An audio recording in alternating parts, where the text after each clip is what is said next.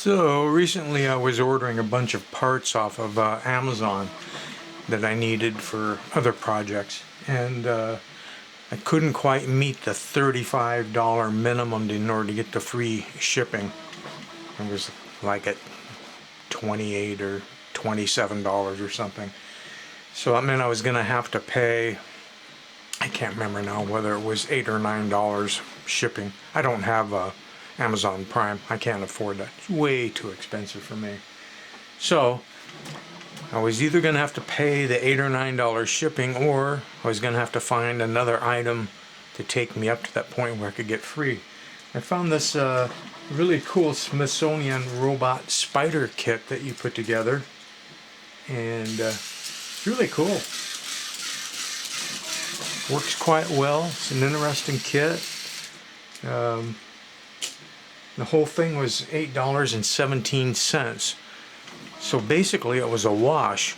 I could either pay the $8 or $9 shipping and just order the parts that I wanted, or I could add this to my order and get free shipping. So basically I'll call it a wash, but the point is I got this for free because I don't have Amazon Prime.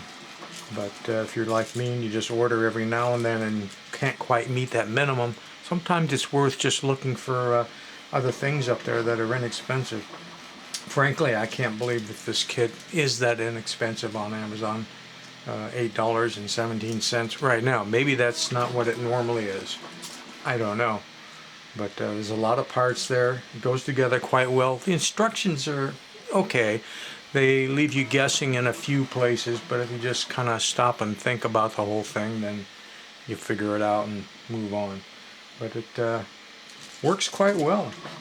You can even adjust the linkage on the legs to these upper holes if you want to take bigger steps. But I kind of like the steps that it has just when you build it as per the instructions.